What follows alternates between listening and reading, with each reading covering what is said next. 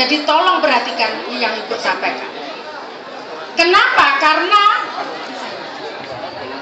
keberhasilan dan kesuksesan itu hak semua orang, bukan hanya hak anak kaya atau hak anak yang pintar saja.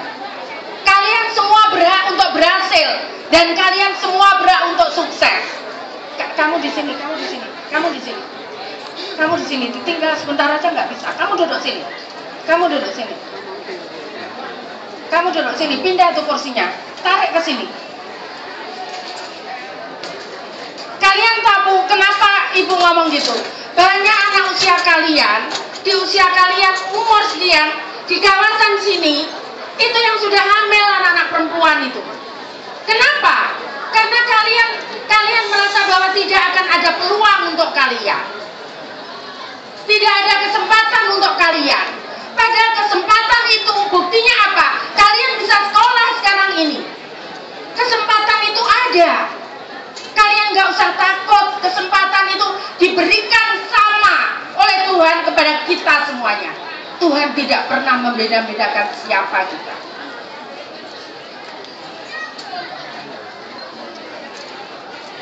Ya, jadi kenapa anak-anakku Ibu katakan begitu? Karena Ibu baca data. Jadi saya pingin kenapa? Tuhan tidak adil kalau hanya anaknya orang kaya dan hanya anak yang pintar saja yang berhasil. Kenapa? Karena Tuhan itu adil.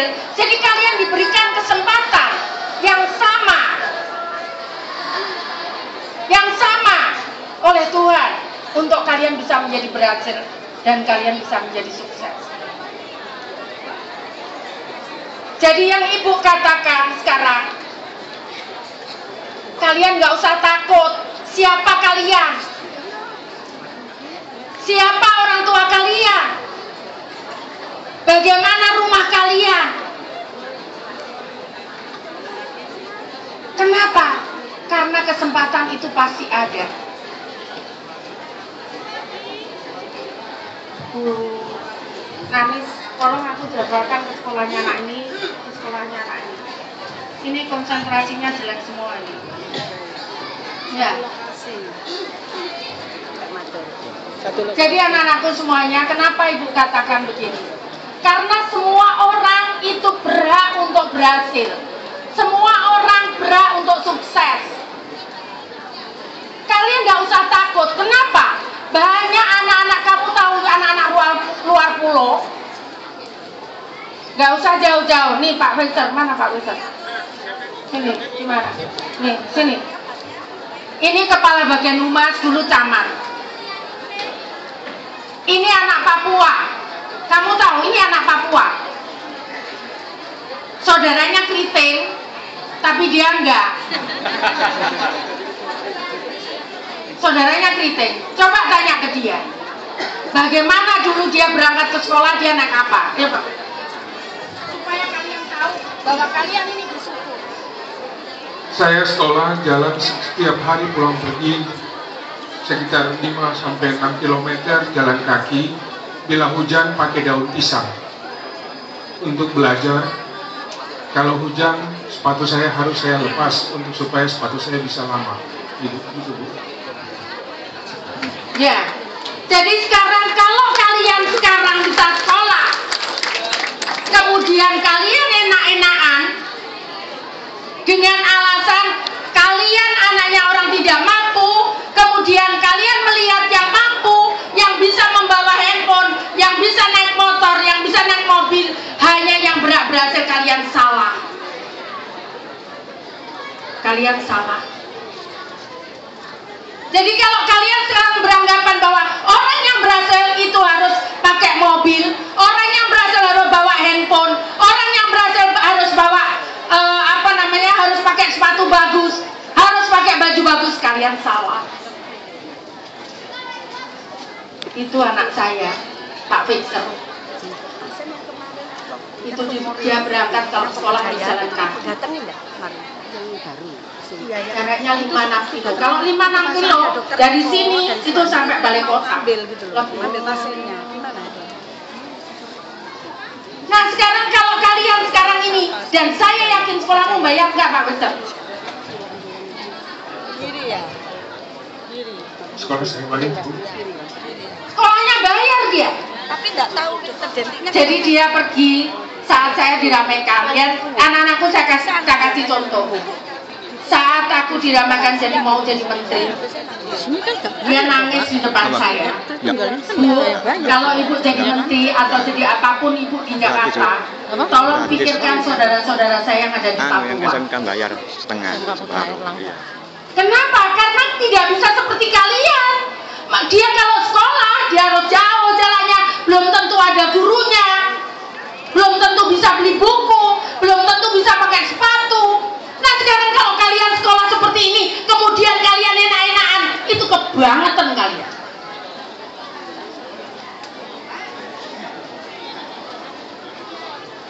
Sekarang coba kalian punya apa? Coba semua pakai sepatu.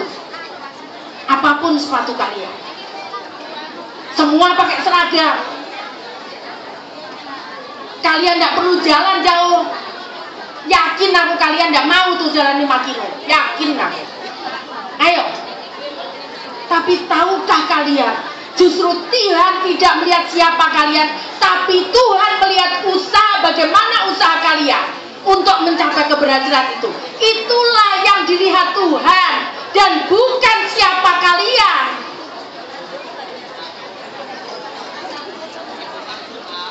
Kenapa ibu harus katakan ini? Ibu harus keras dengan kalian di daerah sini. Karena apa? Kemudian kalian terima wes gak popo wes temanku itu ya cuman begini aja. Mental apa itu?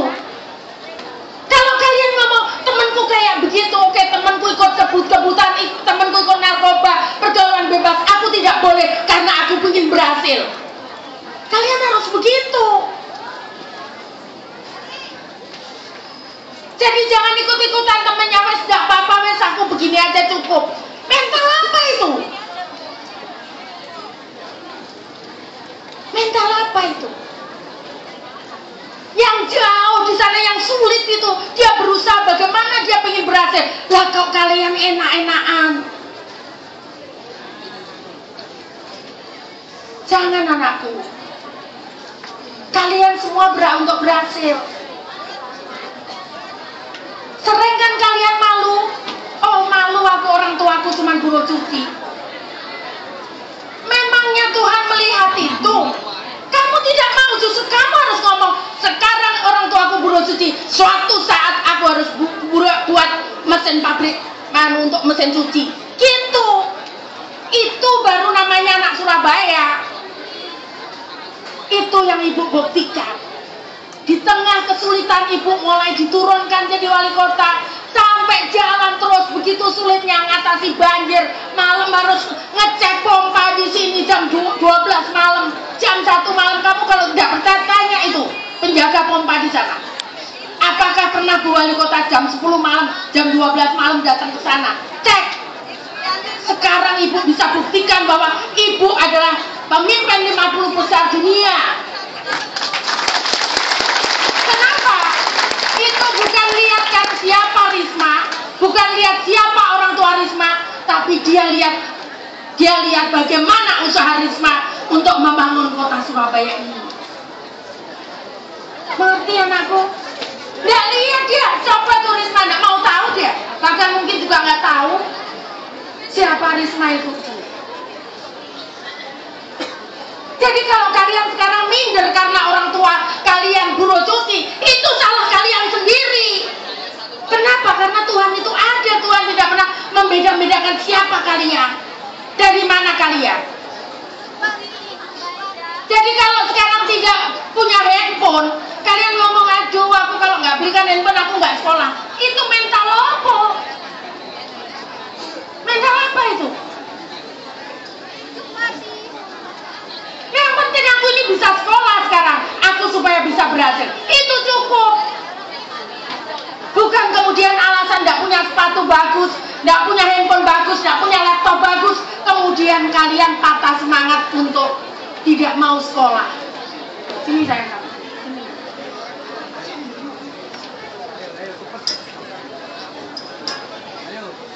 Bukan.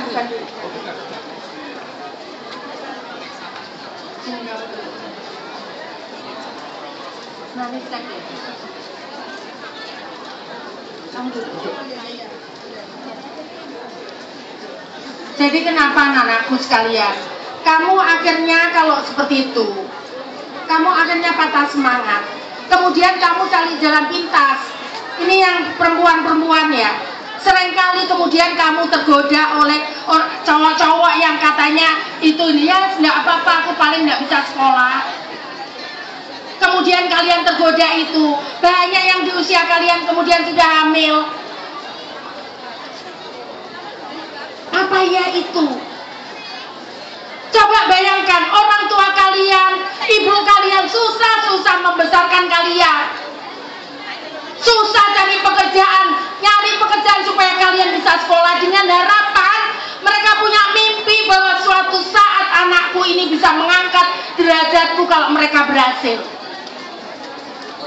Tapi kemudian kalian enak-enakan. Kalian ngomong bahwa keberhasilan ditentukan oleh sebuah laptop. Kalian ngomong bahwa keberhasilan ditentukan oleh sepatu. Siapa ngomong seperti itu? Itu buktinya Pak Vincent.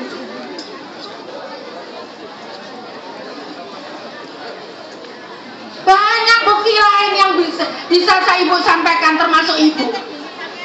Mana mungkin ibu bisa mengalahkan seorang wali kota New York yang kaya raya, yang punya media besar? Mana mungkin? Tapi itu ibu buktikan bahwa ibu bisa. Tentunya dengan kerja keras. Nah kalau kalian sekarang hanya karena tidak punya handphone bagus, hanya karena tidak punya laptop, tidak punya sepatu bagus, kalian kemudian tidak ngomong sudahlah cukup seperti ini karena aku malu. Ya salah kalian sendiri kalau nggak jadi apa-apa. Salah kalian sendiri.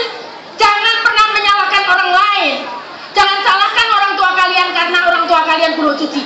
Buruh cuti mempunyai semangat menyekolahkan kalian. Ya? Mengerti semuanya?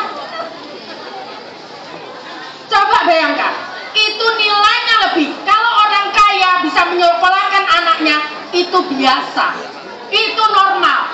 Tapi kalau seorang buruh cuti mau menyekolahkan anaknya, itu yang luar biasa. Mengerti semuanya?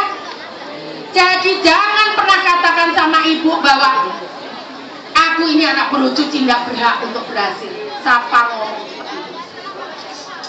Kalau kalian ngomong seperti itu bahwa saya tidak berhasil, kalian tidak akan pernah berhasil.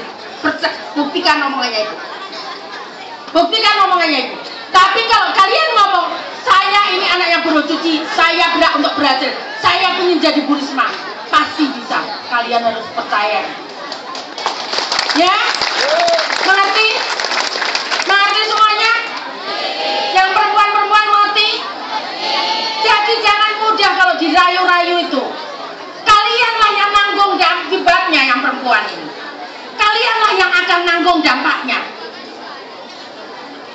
Iya kalau mau tanggung jawab, kalau nggak ada.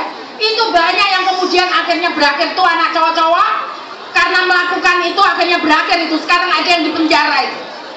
Mau kalian? Jangan pernah coba-coba lakukan hal itu. Karena belum waktunya kan. Kalian tugas kalian adalah belajar. Kurang apa pemerintah kota memberikan kalian bisa sekolah tanpa bayar.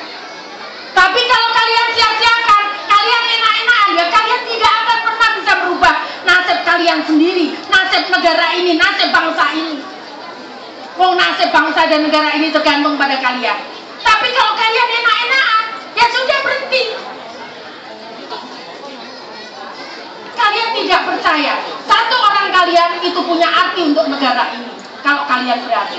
Tapi satu orang kalian kalau kalian menjadi orang bangsa, maka selesai negara.